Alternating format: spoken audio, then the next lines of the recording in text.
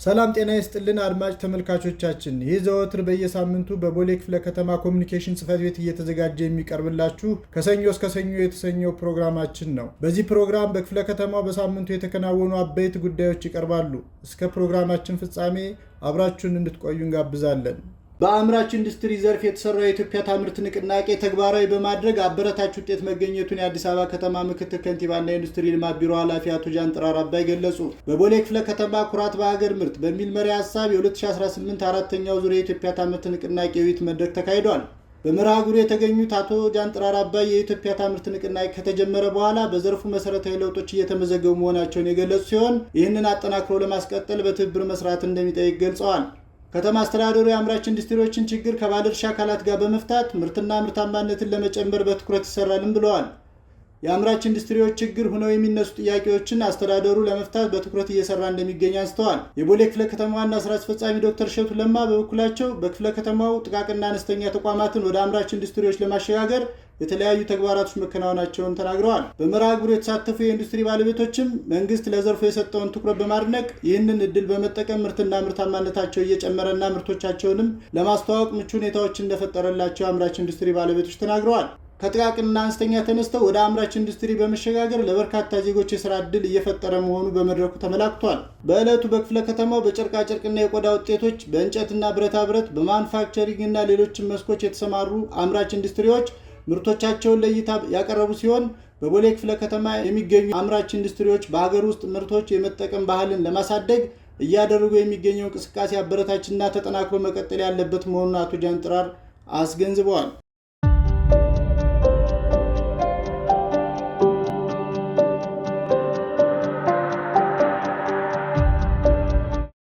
ከተማ አቀፍ አራተኛው ዙር የልጅነት ልምሻ መከላከያ ክትባት ዘመቻ ማስጀመሪያ መርሃ ግብር ተካሄደ። የአዲስ አበባ ከተማ አስተዳደር ጤና ቢሮ ከቦሌ ክፍለ ከተማ አስተዳደር ጤና ጽሕፈት ቤት ጋር በመተባበር አራተኛው ዙር የሀገር አቀፍ የፖሊዮ ክትባት ዘመቻ ማስጀመሪያ ፕሮግራም በቦሌ ወረዳ 7 የረር ጤና ጣቢያ አካሂደዋል። በማስጀመሪያ መርሃ ግብሩ ላይ የተገኙት የአዲስ አበባ ከተማ አስተዳደር ጤና ቢሮ ኃላፊ ዶክተር ዮሐንስ ጫላ ዘመቻው ፖሊዮን ለማጥፋት የላቀ ሚና ያለው በመሆኑ ለዚህ ስራ በከተማ ደረጃ 869 የክትባት ቡድኖች እና 4028 ባለሙያዎች እንዲሁም በጎ ፈቃደኞች የተዘጋጁ መሆኑን ገልጸው ከዚህ ቀደም ክትባቱን የወሰዱ ህጻናትም ቢሆኑ እድሜያቸው ከ5 ዓመት በታች ከሆነ በድጋሚ ክትባቱን መውሰድ ይኖርባቸዋል ብለዋል። ዶክተር ዮሐንስ አያይዘውም በአራተኛው ዙር የክትባት ዘመቻ እድሜያቸው ከ5 ዓመት በታች ለሆኑ ህጻናት ከታህሳስ 3 እስከ 6 2018 ቤት ለቤት በትምህርት ቤት በህጻናት ማቆያና ማሳደጊያ ማዕከላት በሚደረግ ጉብኝት እንደሚሰጥና በተጨማሪ መደበኛ ክትባት መርሃ ግብር ያልጀመሩና ያቋረጡ ህጻናት ልየታ የሚካሄድ በመሆኑ ሁሉም ባለድርሻ አካላት ህጻናትን በማስከተብ ኃላፊነታቸው እንዲወጡ ጠይቀዋል።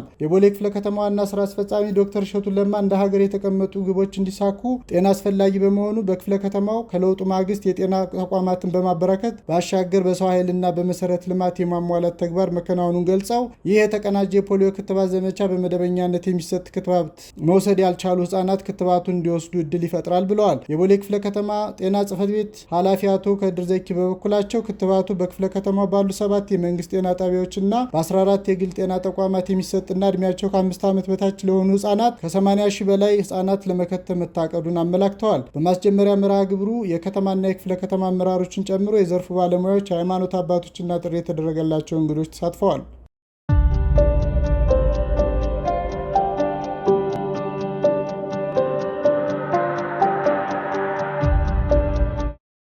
የቦሌ ክፍለ ከተማ አስተዳደር የጸጥታ ግብረ ኃይል የሺሻ ማጨሻ ዕቃዎችንና የአደንዛዥ ዕፆችን የማስወገድ ተግባር አከናወነ።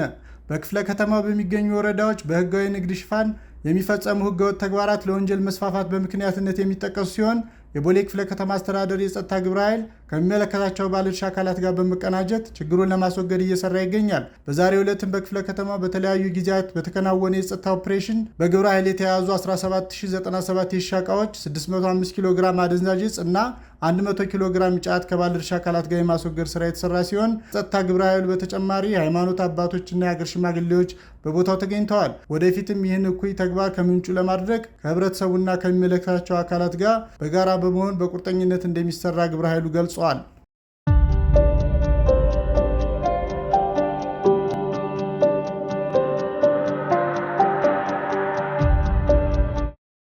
የቦሌ ክፍለ ከተማ አስተዳደር አካባቢ ጥበቃ ጽሕፈት ቤት ከአዲስ አበባ ወጣቶች ማህበር ቦሌ ቅርንጫፍ ጋር በመተባበር ንጹህ ወንዝ ጽዱ አዲስ አበባ በሚል መሪ ሐሳብ ከ11ዱም ወረዳዎች ለተውጣጡ ወጣቶች የስልጠናና የጉብኝት መርሃ ግብር አካሂደዋል።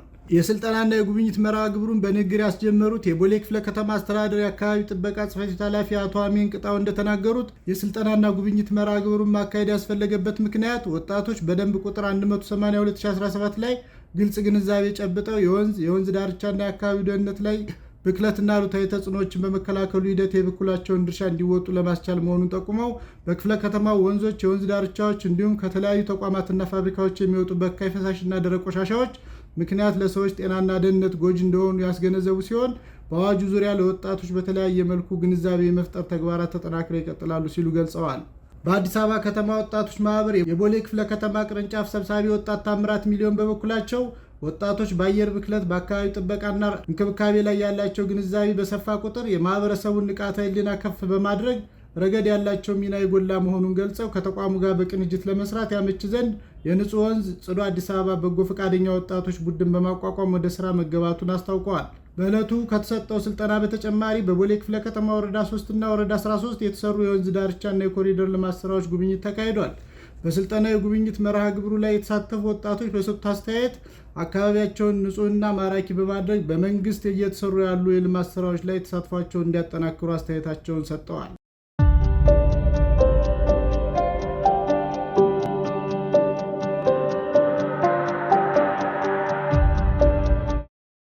የጉባ ብስራቶች የመደመር መንግስት ትሩፋቶች በሚል መሪ ቃል በቦሌ ክፍለ ከተማ በሚገኙ ወረዳዎች ህዝባዊ ውይይቶች ተካሄዱ።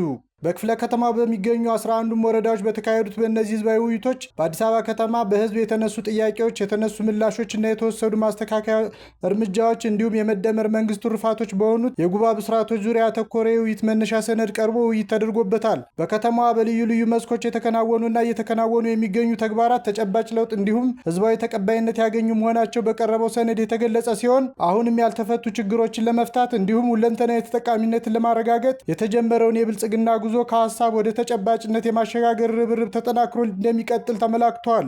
በውይይት መድረኮቹ የተሳተፉ ነዋሪዎች በሰጡት አስተያየት ከለውጡ ማግስት ህዝብን በማሳተፍ የተከናወኑ ተግባራት ውጤታማነት ለብልጽግና ጉዞ መሳካት ጠንካራ መሰረት መሆኑን ገልጸው መንግስት ከህዝብ ጋር በቅርበት በመገናኘት በሚያደርጋቸው ውይይቶች ችግሮችን በግልጽ ለይቶ ለማስተካከልና በሁሉም ዘርፎች የላቀ ውጤት ለማስመዝገብ ማስቻሉን ተናግረዋል። ከተገኙ ስኬቶች ጎን ለጎን አሁንም ያልተፈቱ ችግሮችን መሻገር ጊዜ የማይሰጠው ተግባር መሆኑን የተናገሩት ነዋሪዎቹ በሰላም በመልካም አስተዳደር እንዲሁም ህገወጥ ተግባራትን የመከላከል ስራዎች ትኩረት ሊሰጣቸው እንደሚገባ አሳስበዋል። ውድ አድማጭ ተመልካቾቻችን ለዛሬ ያዝናቸው መረጃዎች እኒህን ይመስላሉ። በቀጣይ ከሰኞ እስከ ሰኞ ፕሮግራማችን እስከምንገናኝ በደህና ቆዩ።